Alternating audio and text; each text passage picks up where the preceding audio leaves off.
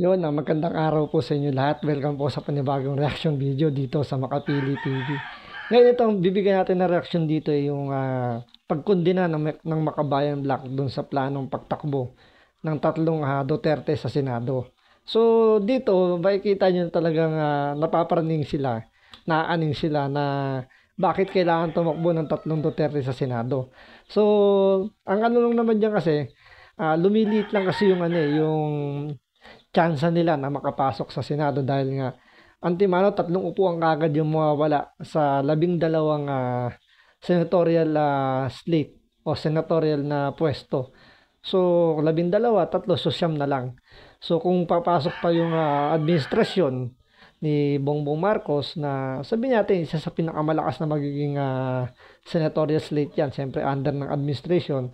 So, kung meron silang 12 kandidato, so siyam na lang yung papasok sa administrasyon. So, kung ano lang medyo ano lang natin, kung tatlo sa pang Duterte, so siyam na lang yung paglalabanan. So, kung 12 yung magiging pambato ng administrasyon, so siyam lang yung makakakuha ng pwesto. So, kung paano, malaking ano pa rin yung malaking sabihin natin pwesto yung mawawala sa senatorial slate.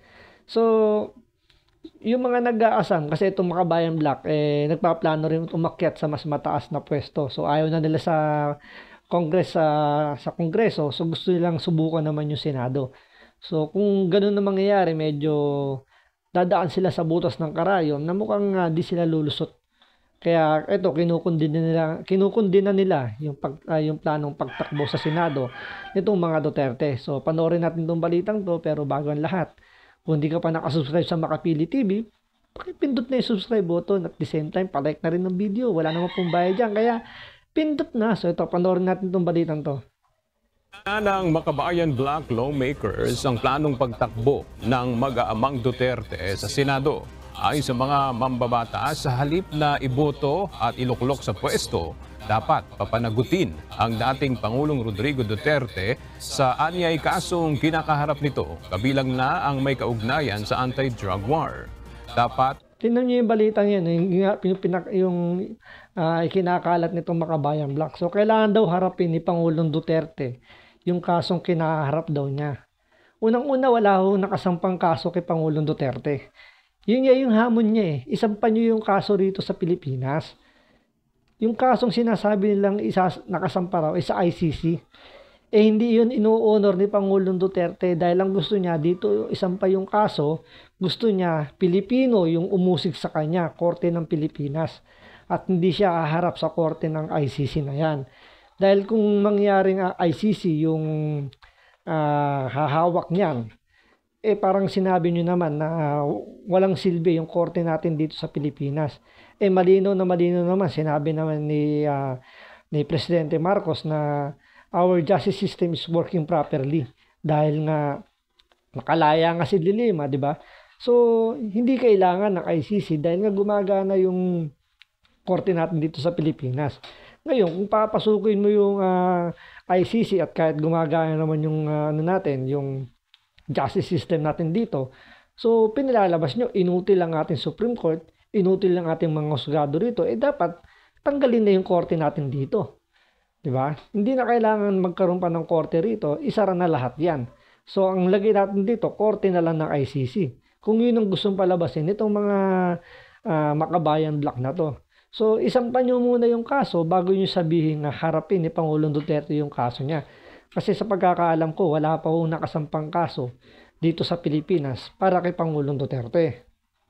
humarap din ito sa pagdinig kaugnay ng extrajudicial killings o EJKs sa House Committee on Human Rights. Inindi na rin nito ang anyay political dynasty. Siguro it's very shameful, no, para sa akin, no, na talagang sa kabila ng mga kaso sa ICC, etong kaso ng korupsyon. Tingnan nyo kung ano-ano na lang yung mga sinasabi nilang mga alegasyon nila kay Pangulong Duterte. Ngayon, kung titingnan mo yung mga nakapaligid dito sa nagsasalitang to, mukhang mga aktivista rin yung mga nakapalibot sa kanya rito na sinasabi na na ah, mga biktima daw di umano. Let's say sabihin natin mga biktima sila. Pero 'di ba, bakit hindi niyo sampahan ng kaso? Hindi yung puro na lang, hindi yung puro kayo pahiring na alam naman natin, hindi naman korte ang Kongreso. Kaya kayo nag-hearing dyan is para sa aid of legislation. In aid of legislation po yan, para makagawa kayo ng batas na naaayon sa mga ganyang klaseng sitwasyon. Ngayon, paano kayo makagawa ng batas dyan kung ang hinihingi nyo lang ng panig dyan ay yung mga sinasabi nyong biktima lang ng mga pulis. So, paano naman yung mga biktima ng mga drugista, ng mga drug lord, ng mga hindi sumusunod sa batas? 'Di ba? Sana hingan nyo rin sila ng komento, hingan nyo rin sila ng panig nila. Kung natuwa ba sila dun sa ginawang war on drugs ni Pangulong Duterte para makagawa kayo ng sinasabi nyong batas, para magamit nyo naman yung salitang in aid of legislation. Kasi kung ang hearing nyo para dun lang sa mga sinasabi nyong biktima lang ng EJK, ng mga pulis, kasi yun naman laging sinasabi nila pulis daw yung gumawa nun, kahit na ang statement nila pinasok daw yung bahay nila ng mga di kilalang mga lalaki at pinagbabaril na lang, kinukonsider nila pulis kagad yung mga pumasok na yun.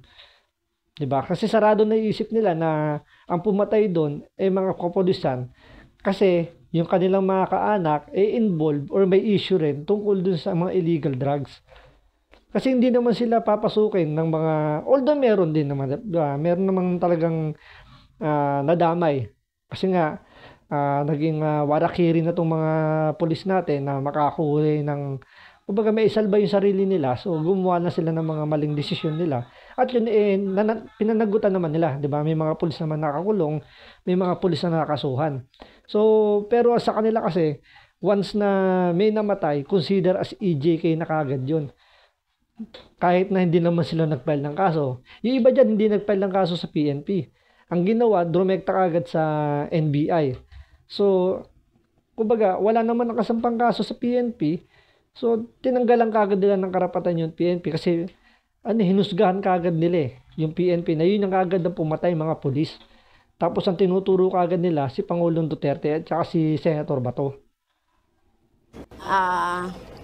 Tungkol sa confidential funds, at ito yung nangyari din sa Davao, ay mayroon pa silang mukha para ipresenta yung sarili. Hindi nyo lang kasi matanggap na talagang ang mga Duterte talagang gusto ng taong bayan yung kailangang pagpapa-implement ng batas natin.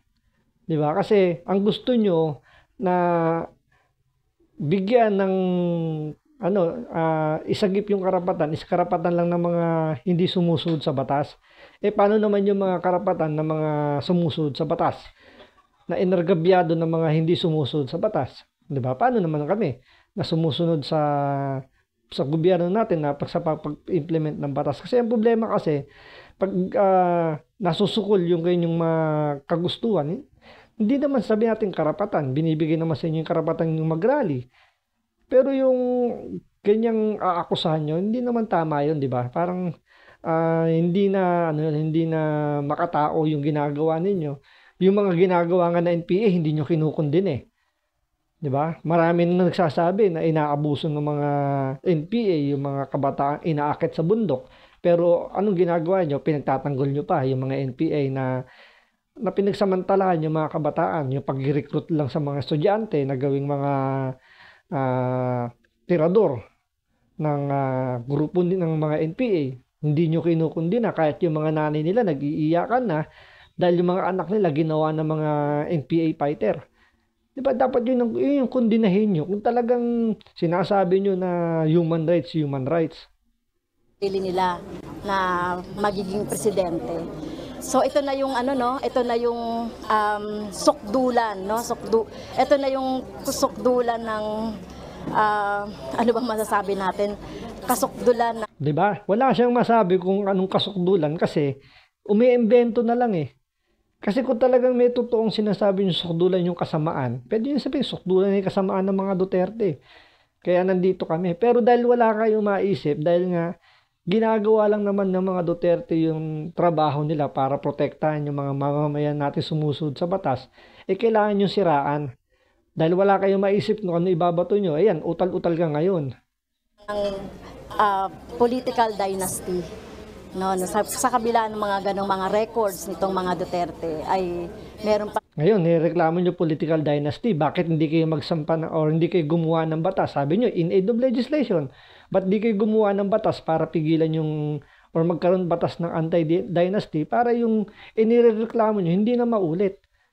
Pero dahil hindi kayo nagpa-file ng ganyang batas, tapos magreklamo kayo pag may tumatakbong magkakamag-anak, di ba napaka-hipokrito naman ng ganong klaseng pananaw sa buhay na nandiyan kayo congressman kayo, meron kayong karapatan o meron kayong kakayanan gumawa ng batas para pigilan niya, pero ang ginagawa nyo, kain bubog, hindi nyo naman ginagawa ng aksyon. Yung problema natin dyan sa anti-dynasty na yan. Silang ganong kakapal na mukha para tumakbo pa sa posisyon sa susunod na halalan. Hindi ba mas makapal ang mukha yung pinagtatanggol nyo yung mga gumagawa na o yung mga hindi sumusunod sa batas tulad ng NPA na kinukuha, dinadala sa bundok yung mga kabataan? Hindi ba kakapalan ng mukha yung hindi nyo kinukundina yung pangmamalabis ng mga leader ng NPA, yung pang-abuso nila sa mga kabataang babae, yung mga napapatay nila? Diba, hindi ba kakapalan ng mukha yun na hindi nyo man lang binabatikos yung mga pinagagawang masamang gawain ng mga NPA? Tinuring ng terorista ang NPA pero diba, wala kayong ginagawang pagkundina. Pinagtatanggol nyo pa yung karapatan ng mga NPA na yan. Nagagawa nga nilang mag-anunsyo ng pagtakbo nila. Tapos, hindi sila haharap dito sa komite. Ang mga dating presidente po ay humarap sa mga pagdinig ng mga nakaraan. Sinasabi niya ngayon, yung mga dating presidente daw, humarap daw sa mga pagdinig daw sa mga nakaraan. Sige, sino-sino mga presidente yung sinasabi mong humarap sa mga pagdinig na pinatawag ng Kongreso bago nyo sabihin yan? Di ba? Hindi yung sasabihin, parang wala pa nga akong narinig na umatin ng dating presidente sa ganyang klaseng hearing. Tapos sasabihin nyo, yung baka dating presidente raw, umatin na. Tapos sasabihin, ang lakas daw ng loob ng mga Duterte na mag-announce na sila tatakbo sa Senado, pero hindi sila humaharap sa Congress hearing. Anong connection nun?